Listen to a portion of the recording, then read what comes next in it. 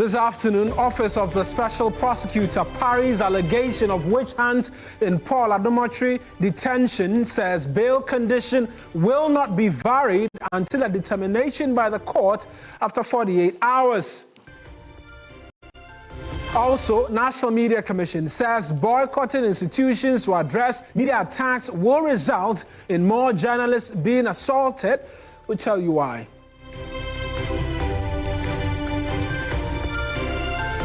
A lot later, Minister for Communication directs NCA to suspend all DSTV broadcasting license effective August 7 if the network provider fails to produce or reduce rather its prices.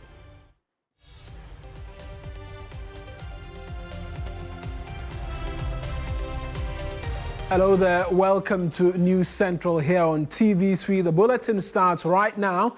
I am Mawinai Beta.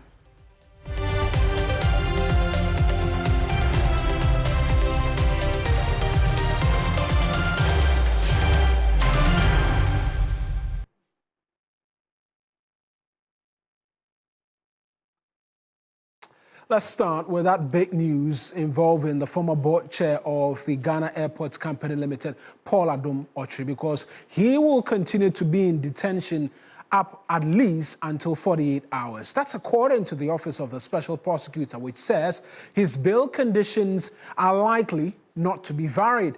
Adom-Otchere, who has been detained since yesterday by the OSP over ongoing investigation into a revenue assurance contract entered into by the airport company and Evertex Logistics Limited, failed to meet bail conditions, but the OSP insisted on him providing 2 landed properties of any value in his name. Speaking on TV3 New Day, Director of Strategy, Research and Communication at the OSP, Bawku, denied suggestions of witch hunt, insisting they will adhere strictly to the law in all of their dealings.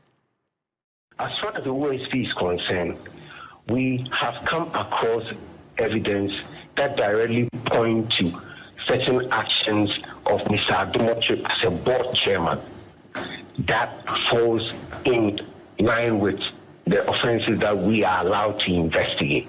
And that is what we are investigating. Okay. And I do not want us to draw so much into the details of it because, remember, he has been cautioned, and then Mr. Adom-Otchere will be placed before the court after the legal vacation. Okay. We've seen what the other investigative bodies do. They fix the terms of the bill, and if you don't meet the terms of the bill, they basically keep you. We are approaching the weekend. Is there a possibility that the office is open to reviewing the conditions that you have fixed, or if he does not meet it, you are simply going to take the position like the other investigative bodies to hold him until he meets the condition, or his lawyers take the step and go to court?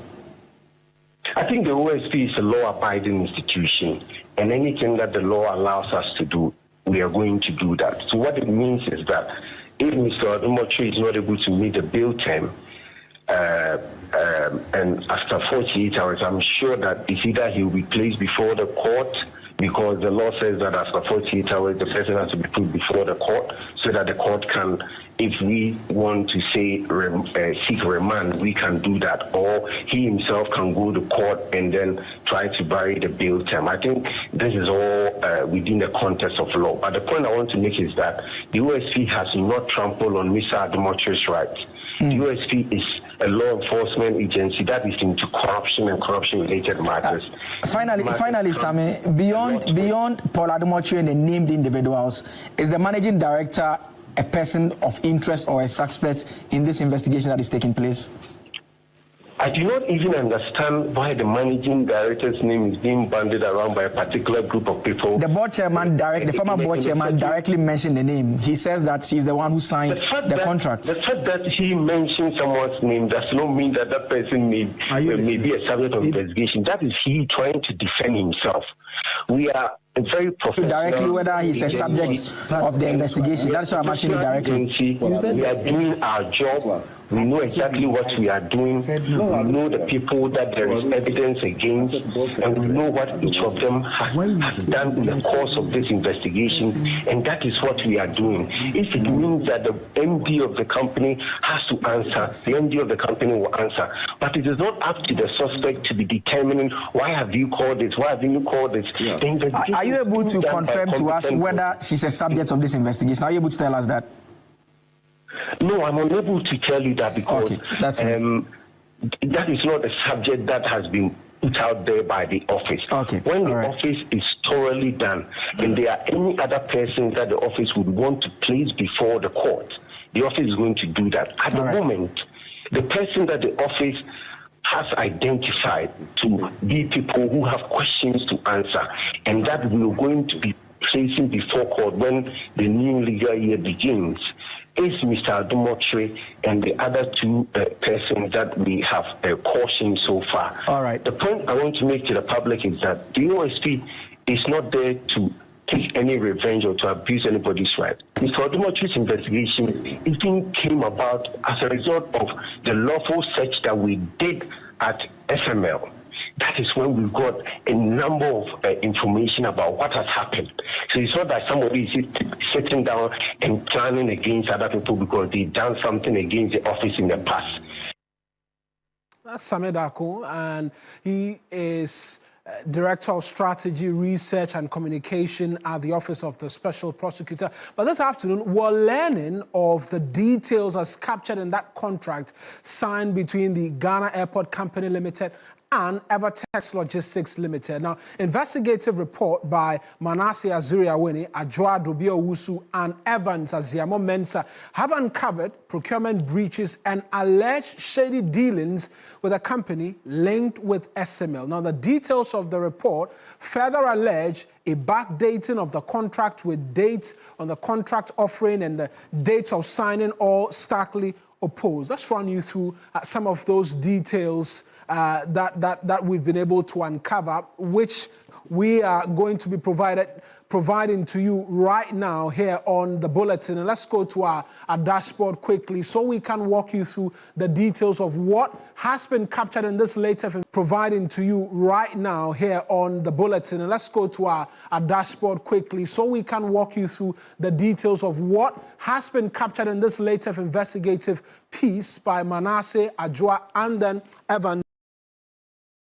So here's where we start off with the dates that, according to these investigations, this contract was signed. It's according to what it is that we've read. This was stated on the 4th of December 2024, just some few days to the December 7 elections, and it was a revenue assurance contract. But if we proceed further based on the details as made available, there are suggestions even that this December 4, 2024 date may have been backdated, and we'll provide the details for you. But who are the beneficiaries of this contract? Evertex Logistics Limited, and they've been linked to SML, and here's why. Because they have the same beneficial owner as SML in the person of Evans Eduse, who is a CEO of both companies.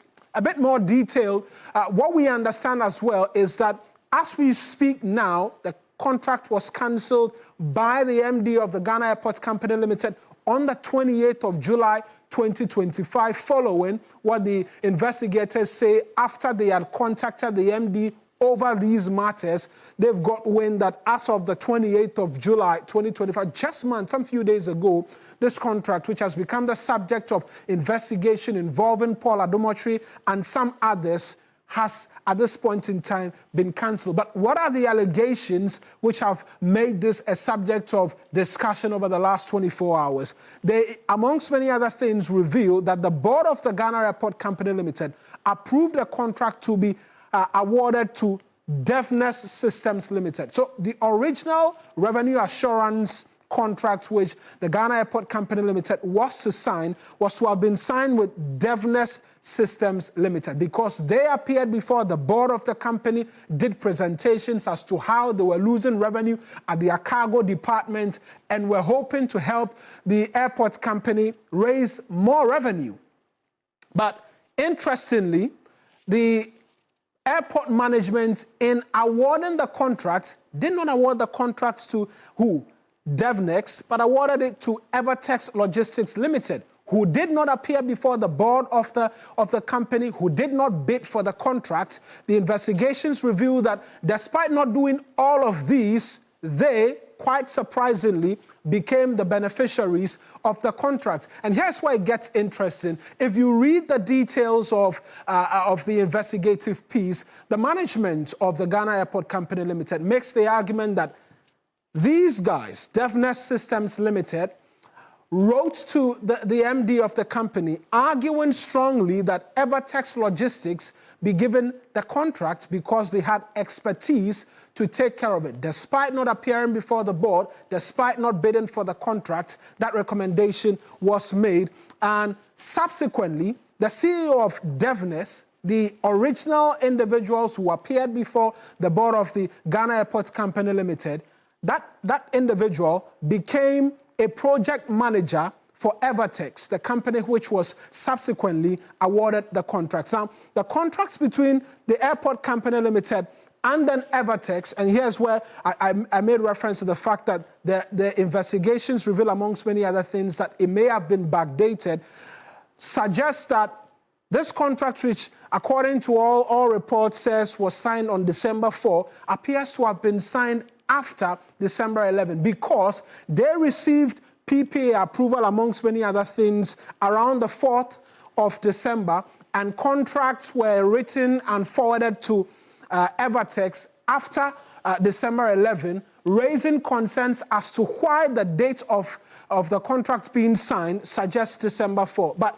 here's where the PPA comes in all of the investigations which have been carried out by these three, where they, amongst many other things, raise questions about the complicity of the Public Procurement Authority, or the Procurement Authority, in all of this. Now, amongst many other things, they say that the documents taken to the PPA by the management of the Ghana Airports Company Limited did not have a number of things which, per law, should have been attached to the documentation taken to the Public Procurement Authority.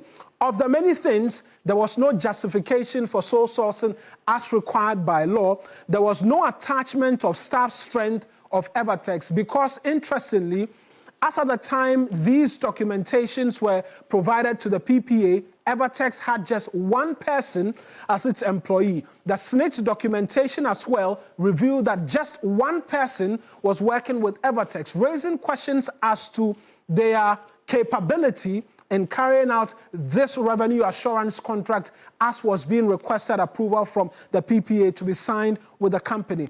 And interestingly, Evertex had remained dormant all through 2022 and 2023, not paying taxes in any of these years, but paying some 2,000 cedis in terms of taxes in the year 2024. And so those are the details which have become the subject of all of the discussions, and as well the invitation thrown to the former MD of the Ghana, the board chair of the Ghana Airports Company Limited, Paul Adom-Otchere. Let's engage the thoughts of private legal practitioner Christian Hesse regarding all of this and the bail conditions as set by the OSP, describing certain quarters as difficult to meet. I appreciate your time speaking to us this afternoon. 2 landed properties of no value. Would you say this condition is an abuse of the process, considering now that we've been getting explanations as well from the Office of the Special Prosecutor, who, amongst many things, say that a lifestyle audit has to be carried out, reason why we're seeing this bail condition being provided to Paul Adom-Otchere? Good afternoon to your viewers, and thanks for having me. I need to say that the OSP, operating under the laws of Ghana, and particularly when we come to issues of bail conditions, we have it heavily regulated. Indeed, the OSP cannot act out of the regulated regime of bail systems under our criminal jurisdiction. Now, we have about 4 main types of bail. We have police inquiry bail, that the police needs to satisfy itself with their investigations subsequent to the offences that prevail. But the OSP argues, Mr. Hesse, that in all of this, they've stayed true to the spirit and the letter of the law, because they have, amongst many other things, conducted a lifestyle audit, which has made him a subject of this investigation, and which is informing this decision to have him produce 2 landed properties in his name. Don't you think that lifestyle audit would have given them info that indeed he may own the property, reason for which he may own some property, reason for which they're asking him to provide this? Now, if one says lifestyle audit, I mean, we have under Article 14, we have a right to liberty, and persons can determine how to lead their lifestyle. But at the end of the day, the question is whether or not the lifestyle that one is leading emanated from a criminal enterprise. Now, where you are holding one for criminal investigation, it must be subject to the bail conditions that prevail under our criminal act. Now, it is the situation that the OSP is advancing under self-recognizance bill. Now, in the situation, because we have self-recognizance bill, we have still pending appeal, and then we have still pending trial, and then I already mentioned the other one.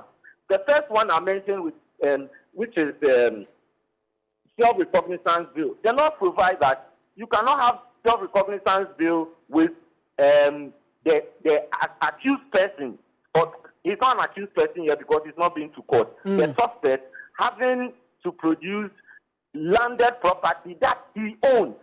That does not come under the terms for self-recognizance bill. And even if you are looking at police inquiry that the OSP might exploit, that does not also warrant that. So then the question is, we go to table number 1 and table number 2. Right. Now, having cited table number 1 and table number 2, the court, the Supreme Court, through the Chief Justice at the time, issued practice direction to all judges and courts in Ghana, and specifically indicated how bail bonds should be executed, and in the situation that the spirit of granting bail, it is in line with the 1992 Constitution, particularly with the liberties granted under Article 14 and other articles, and considering other laws as relevant.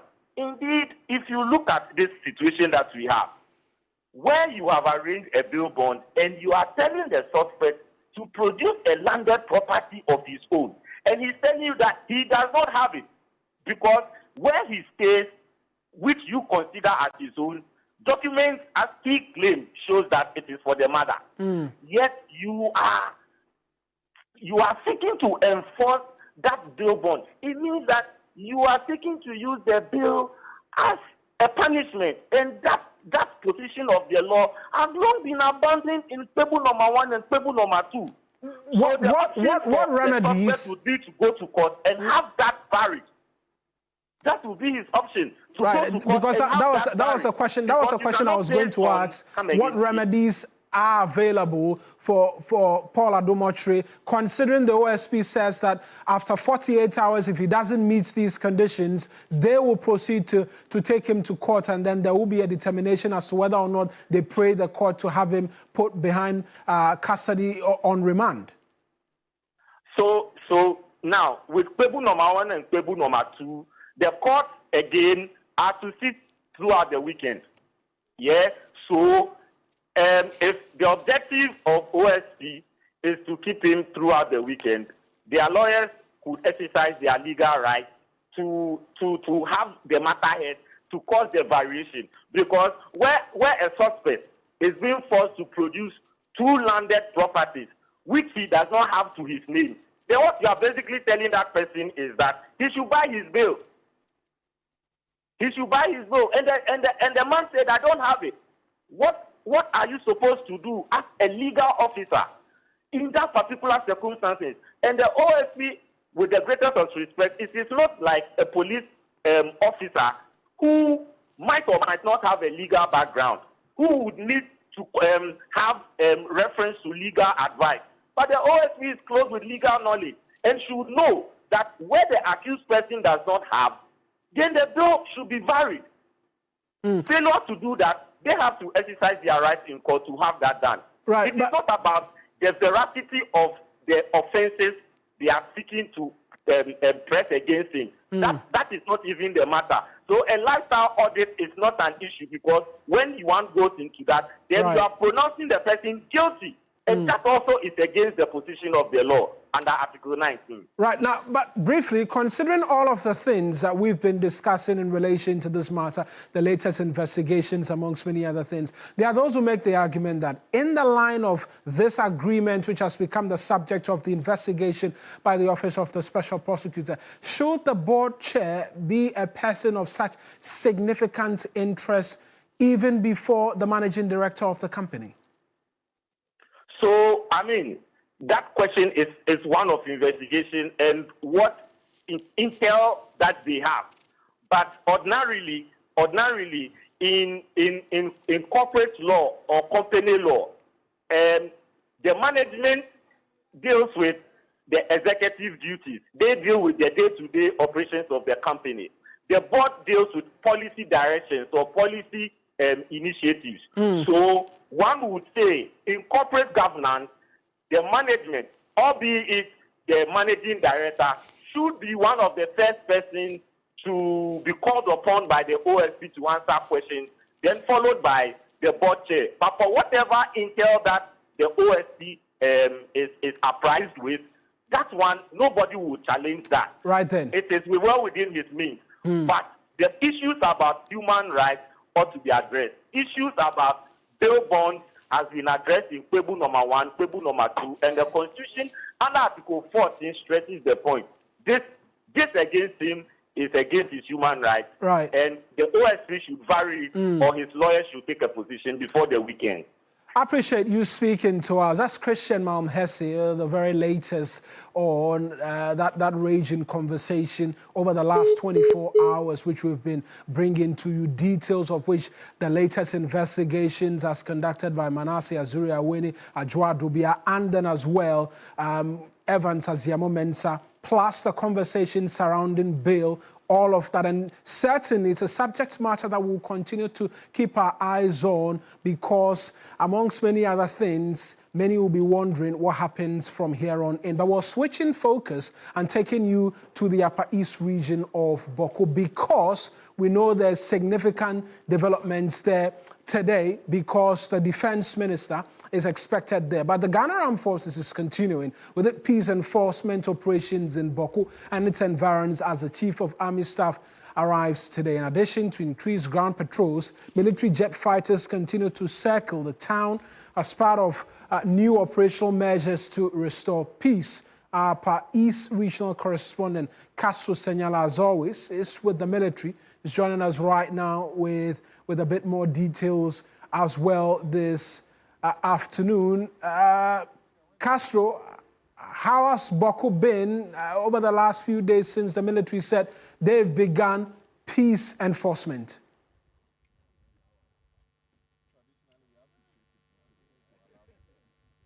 Castro, if you could kindly unmute for us so we hear you.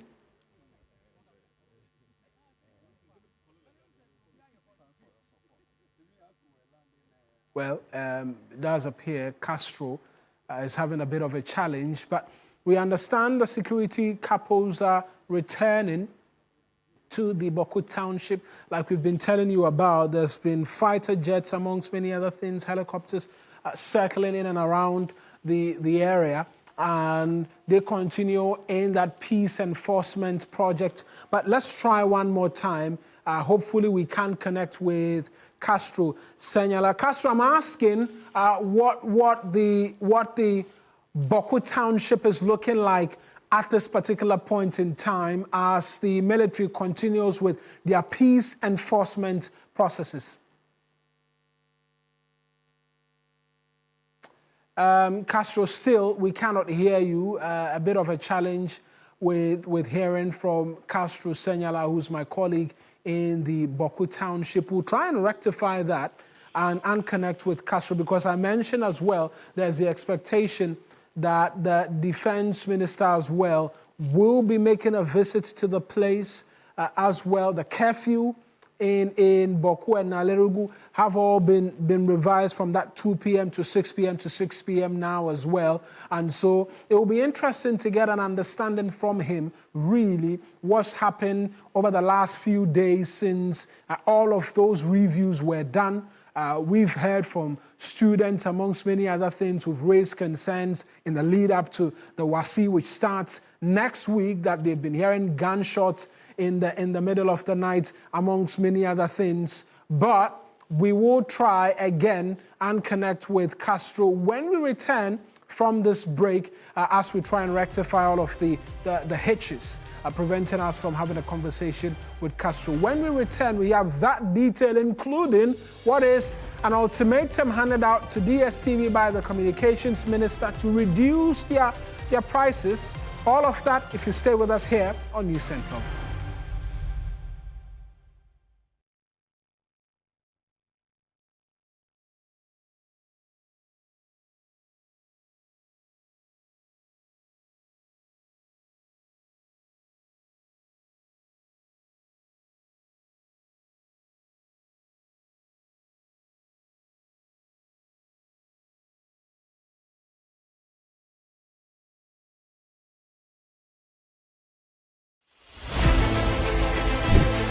Reporting from the Takoradi Market Circle. From the heart of the Upper West Regional Capital. From the heart of the Ashanti Kingdom. Reporting from Sunyani.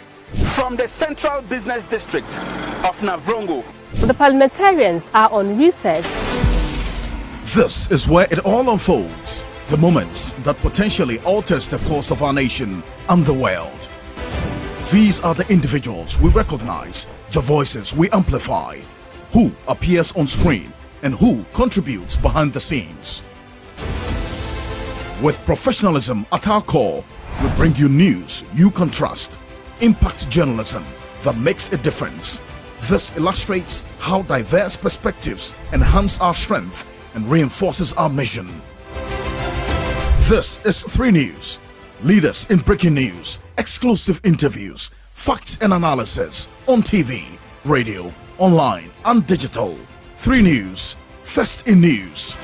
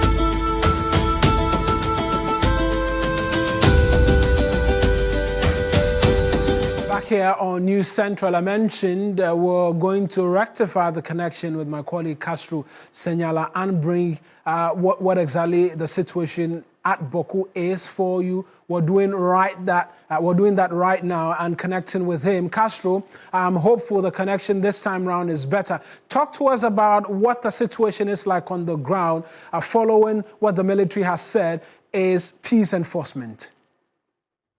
Right, Eric, before I answer the question, let me quickly state that, yes, the defense minister was supposed to be in Bawku, but from sources, many reasons, including the cloudy weather we're experiencing now in this part of the country, are the reasons he will not be here. But all the same, the Army Chief, that's the Chief of Army Staff, Major General Lawrence Betanu, is currently here in Bawku with his men, and he's currently being briefed, giving briefings of the situation on the ground.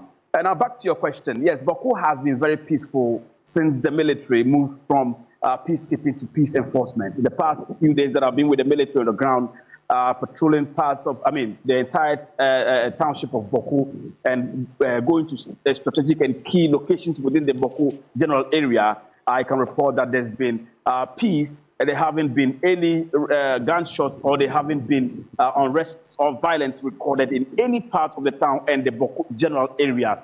On the first day, for instance, the military spent almost about 3 hours patrolling in the Bawku general area in the Bawku township, led by the Chief of Army Staff, Major General Betanu, and then the General Officer Commanding of the Northern Command of the Ghana Armed Forces. Right. And so that goes to say that the military is increasing their presence here. Just briefly on fighter jets, amongst many other things, what do we know about that?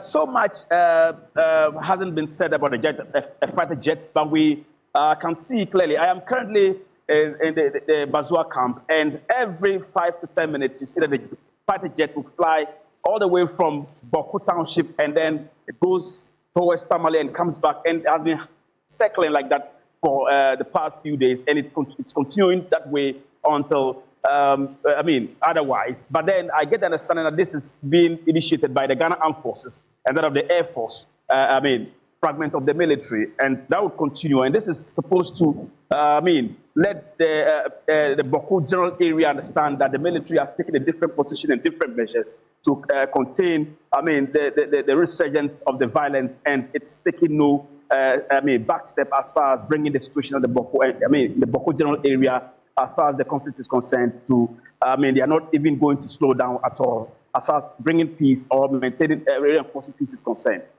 Castro, thank you very much for those details. That's my colleague Castro Senyala in the Bawku area for us this afternoon. We're switching focus from the returning to the capital, Accra, and on that big story I was talking to you about just before we went on the break as well, because the Minister for Communication has directed the NCA to suspend all DSTV broadcasting licenses effective August 7 if the network provider fails to adhere to subscription price reduction directives. He was speaking at the Government Accountability Series a short while ago. I'm going to run through a portion of my letter to DSTV. In that letter, I compared Ghana, Nigeria, Liberia, and Ghana has a bigger population than Liberia, Angola, Botswana, that Ghana is bigger than as well, Eswatini, clearly Ghana is way bigger than Eswatini, and South Africa. For the premium package, Ghana pays 82 equivalent. What I did was I took all the package prices and pegged them at the central banks of all of these countries, their rates to the dollar, so that we have a uniform pricing. For premium package, Ghanaians are asked to pay $82.40. Nigerians are paying $29. Liberia is paying $61. Angola is paying $33. Botswana, $61. Eswatini, $52. South Africa, $51. Clearly, Ghana is way so high. There is no justification. It's the same content, the same old movies that are being shown. So there is no justification for Ghana being almost 30% more expensive. If you go to Compact Plus, Ghanaians are paying $54.3. Nigerians are paying $19.6. Liberia is paying $36. Angola is paying $27. Botswana is paying $43. Eswatini, $35. South Africa, $34. Again, you see the clear disparity. What is good for Liberians and Nigerians is good for Ghanaians. I am not threatening multi-choice, and I'm not hounding them out. We're simply protecting the Ghanaian people. I have made a request for 30%. What I consider a proactive step will not be you writing to me and tell me that the prudent management of the economy by the Mahama administration that has led to upgrades in our credit rating by Standards & Poor's, Fitch. You tell me that that is a fluke.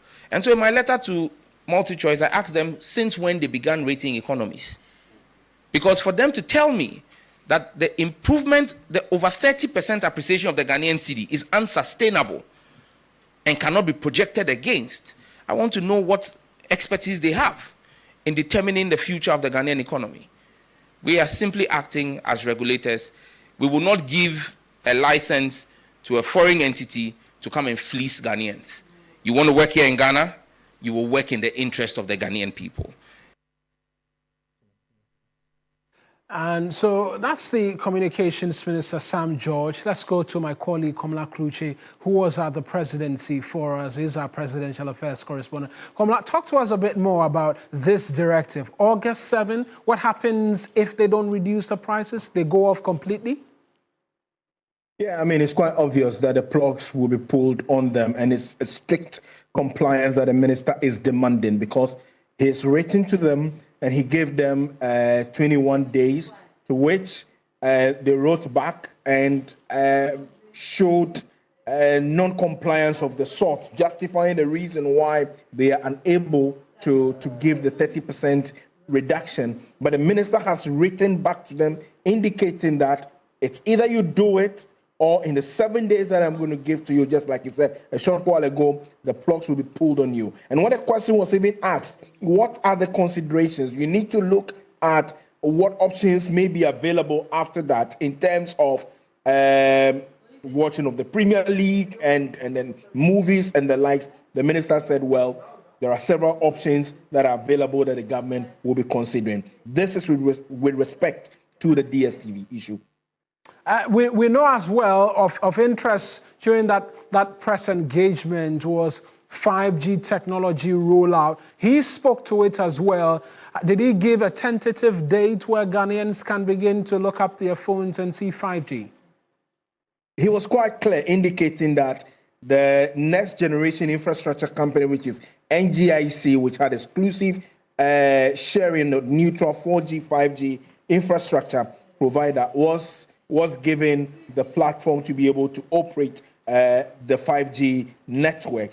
And as of today, he said NGIC has deployed 16 5G ready sites and received full NCA approval for its core infrastructure. But the question I posed to him was, what did he inherit? Because in 2024, the then Minister for Communication, Esla Owusu-Ekufu, indicated that by December 1, once phones are switched on, customers of the various MNOs will enjoy 5G. As we speak, we do not see that on the phones that we have. But when you go outside of this country and you switch to another network, you switch your SIM card, you see 5G on your phone and you enjoy what 5G is.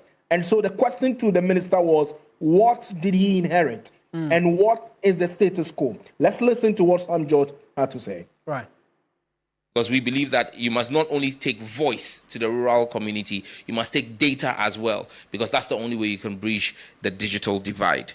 Komla from TV3 asked about NGIC and the previous claim. I think it was sometime in November 2024 that the previous administration launched with fanfare 5G.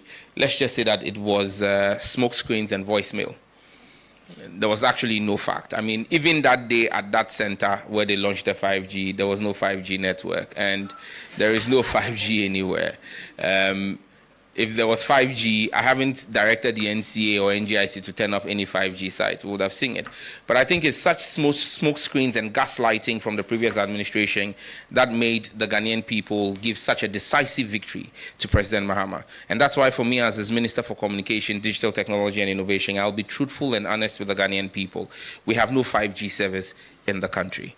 NGIC has received all the necessary approvals. In fact, last 2 weeks, I gave the final connecting entity license approval for MNOs. They're asking for an additional license for ISPs, which I have declined.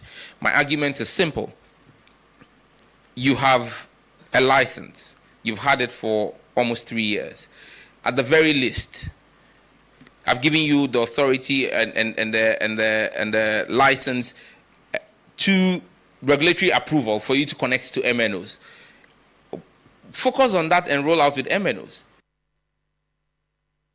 Wrap up the conversation. Any more from the minister on the different other sectors? Because we know his ministry is quite broad and there are a number of government initiatives as well being rolled out there.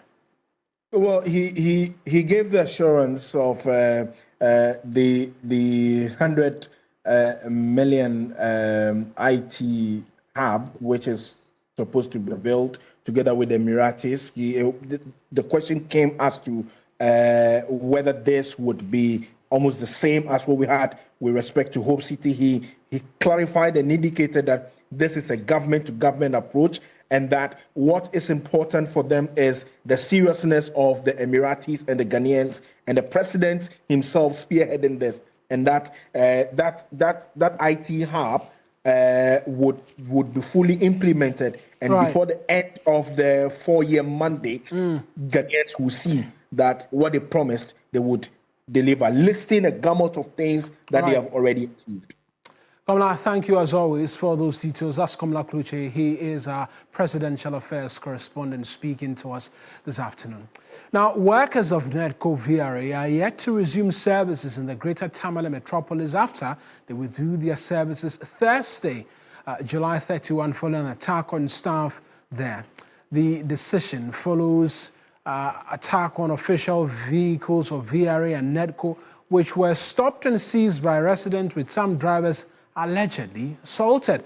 The company says several attacks have been carried out against its properties and staff recently. Information gathered revealed that the attack and seizure of vehicles was as a result of failure by the managing director of NEDCo to reinstate a transferred staff despite the intervention by an important chief. Let's take you there right now. Christopher Bawku is following the details and a bit more as to what more we can do, but we'll bring you details of that subsequently. But we're going to Christopher on a number of issues. This is one of them, that a 19-year-old level 100 computer science student of the University of Development Studies, Salif Nkonya Nuruddin, has been sentenced to life imprisonment by a Tamale High Court. The convict was facing charges of murder and conspiracy to commit murder of his colleague Wumpuni Mohammed Zakiu over a girlfriend in 2024. The deceased,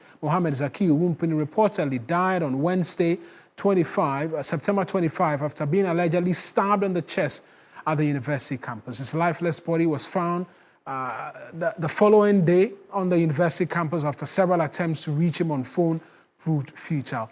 Initial reports suggest the possibility of an armed robbery, as Zakiu's phone and motorcycle were missing from the scene. However, accounts from his family indicates that his valuables were found intact, raising suspicions that this may have been a targeted killing rather than a robbery. I mentioned Christopher is on standby for us over this particular incident. Let's take you there right now. Christopher, quite harrowing and not so pleasant news, but walk us through the decision of the court and what the reaction of the Tamale Township has been.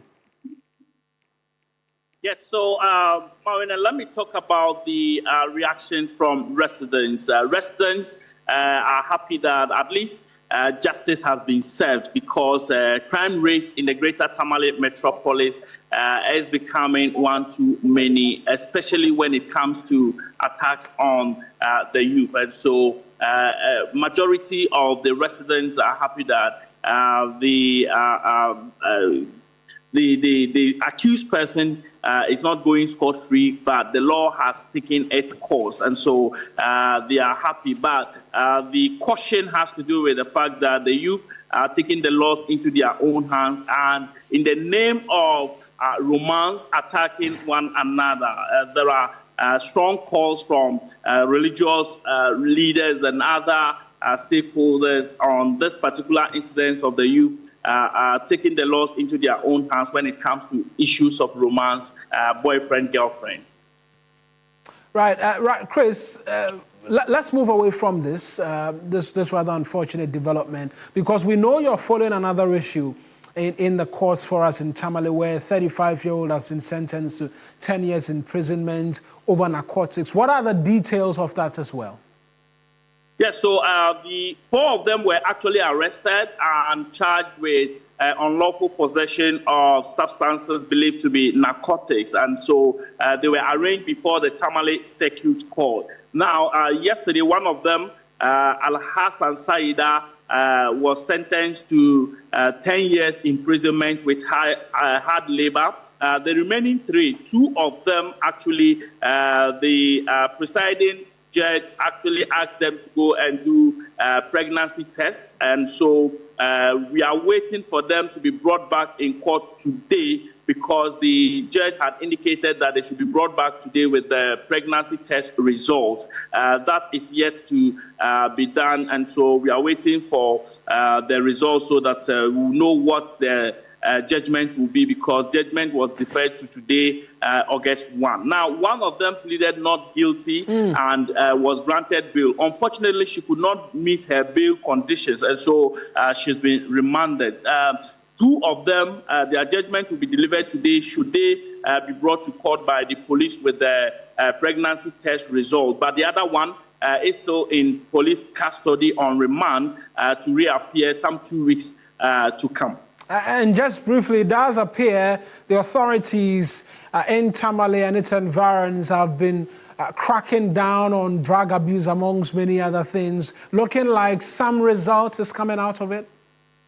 Yes, so the anti-drugs task force, including security agencies, have intensified their patrols and operations regarding the issues of illicit drug abuse in the greater Tamale metropolis. You remember 2 weeks ago, we did a story on one drug lord who was arrested and taken to court. And so it does appear that some positive results are coming out of the operations, and the residents are hopeful that it continues for them to be able to deal with the issues of illicit drug trade and usage in the greater Tamale metropolis. Right then, Chris, thank you very much for those details. That's Christopher Marco, is my colleague, providing details there for us. And away from that, a major road project in Ashaiman has been temporarily halted following a tragic incident. According to reports, a worker was fatally crushed by a tractor while asleep beneath the vehicle.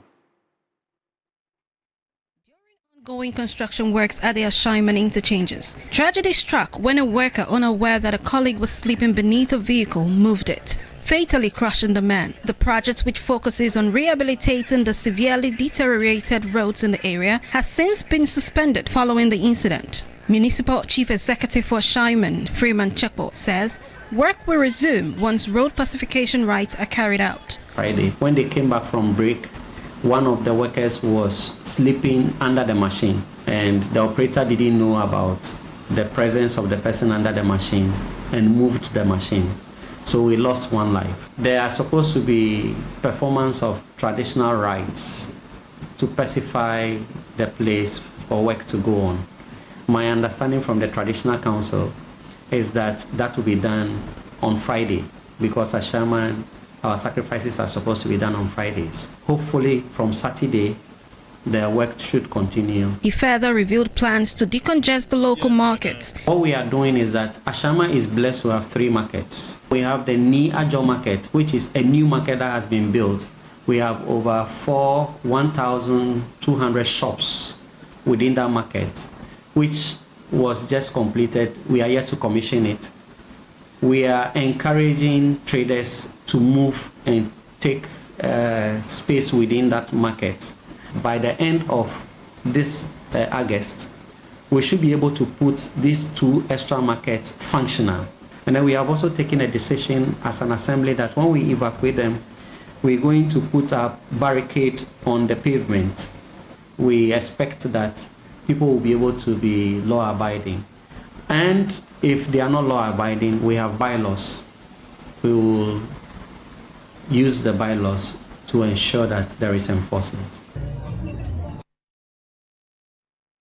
And let's bring you this story right now, because the Parliamentary Select Committee on Constitutional and Legal Affairs is visiting 4 institutions to mark their last day of engagement to be abreast with work and scope of their prevailing challenges. The first institution, or the first point of call for today, was the Office of the Special Prosecutor. Let's connect with my colleague George Quainin for a bit more as to this engagement. George is joining us. George, talk to us about the meeting between the Legislative Committee and then the Office of the Special Prosecutor. What were the issues that came up? Thank you so much, Marina, for having me. And we're actually coming to you live from the Copyright Office here at Adom-Otchere in Accra. And before coming here, we're actually at the Office of the Special Prosecutor. A lot of revelations were brought to bear, and it all bordered on financial. And earlier, we did, Legal Aid Commission. We did the Office of the Attorney General and the Ministry of Justice, and all the concerns have been bordered on financial basis, and that is no different when it comes to the Office of the Special Prosecutor. All they need is funds to expand the operations, and as you're aware, the Office of the Special Prosecutor has been in the public domain for a long time now due to some of their activities, and clearly today it's even the news because there's a detention of the board chair of the Ghana Airports Company Limited.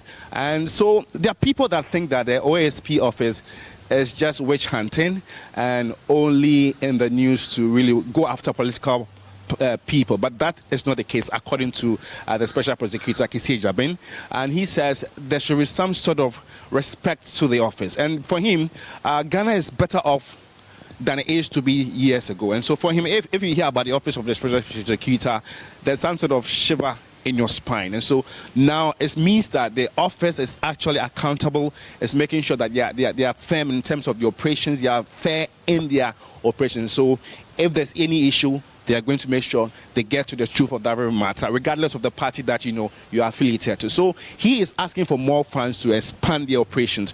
And as it stands now, there's just one office here in Accra. And so here the Special Prosecutor expects to, build 4 other offices. So in that regard, it has been zoned into 4. And so there's northern, southern, eastern, and western. So 3 more offices will be added to that of Accra. And so I think we have, a voice from the Special Prosecutor. Let's hear from Kisi Jabin. Unfortunately, we do not have that now, but just briefly on the bits and pieces you mentioned about the detention of Paul Adom-Otchere. Did that come up when the Select Committee met him? Did MPs ask him about its reason for his commentary on the matter? Yeah. That really came up, and that was by the Deputy Ranking Member, Tamale, who is the former CEO of NPA. So in his remarks, he mentioned that, give us our poll. And in answering to that very question, he was not really direct. That's the Special Prosecutor. He says most people think that the Special Prosecutor really wants to violate the rights of suspects with bail conditions. But he says no, they don't do that. Bail conditions are set appropriately. So if you allegedly still, let's say, a 70 million Ghana cedis, you don't expect to get a bill sum of 1 million. No, it doesn't make sense. So all bill terms are given in the right proportion. And so they are not just going to temper people's rights. It's what it is. So clearly this was like an indirect response in relation to Paul Adom's detention. But surprisingly, I met a lot of people today, some party bigwigs of the NPP. I saw the former youth organizer, Adom-Otchere. I even saw the CEO of the Jospon Group of Companies also coming to show some sort of solidarity. And then the former Attorney General and Minister of Justice, Godfred Yeboah-Dame, all at the Office of the Special Prosecutor to follow up on this very issue. So this is what transpired today. And so from here, that's the Okay, this is the registrar's office, and as you can see, the building, it tells you that they are really challenged. So all these agencies we've been to so far are, in need of money to expand the operation. So from the registrar's office, we'll be moving to the organized economic, that's EOCO. So that will be the last agency we'll be visiting to sum up the entire tour by the Parliamentary Select Committee on Constitutional and Legal Affairs. And so the chairman has also confirmed that. As my colleague George Quainin providing details, he mentions that from here, the Economic and Organized Crime Office is the next destination of the Select Committee, the Legislative Committee of Parliament, who have been touring a number of these state institutions for some time this week. The House is as well expected to rise today. A lot later, we'll have all of the details if you stay with us here on TV3. But right now, it's time for us to go as we wrap up on this afternoon's edition. But before we do that, a major landmark in Ghana's industrial history, the Bono Center for National Culture edifice, established by the nation's first president, Dr. Kwame Nkrumah, is in urgent need of renovation to meet modern standards. Here is a News Desk report. Located in the heart of the Bono region, the Center for National Culture edifice was designed to serve as a key developmental hub, promoting education and skills development for the local population. However, decades after its initiation, the structure remains unfinished, with its deteriorating state raising questions about the government's commitment to preserving this key piece for national heritage. Dennis Pius Abasimi is the estate officer at the CNC. Apart from the physical structure that you are seeing standing, no completion has been done on it. Plumbing works has not been done. Electrical works has not been done. Ceiling and other finishings have not been done. So as you can see, we have improvised everything here. Any light that you see here has been improvised. Any fan that you see working here, air conditioners, to mention but a few. So we are just trying to manage and then use the facility for now, pending when help will come. He expressed frustration over the delay in completing the project. This is where we actually do our rehearsals, do our programs, teach school children here about the traditions and culture of the place. So we are actually finding it tough in, using the place. So as you can see, we have improvised our own lighting system, and this our ceiling. It was not. It was not completed. Yes. Claude Kumie-Bisa with that report. The extended version will be on a lot later. If you stay with us here on TV3, you catch it as well on our YouTube channels, 3 News, and a lot more news if you log on to 3news.com. That's our bulletin for you today and for the week. I am Mawina Egbeta. Next on your television, TV3 Reality Catch-Up. Many thanks for watching.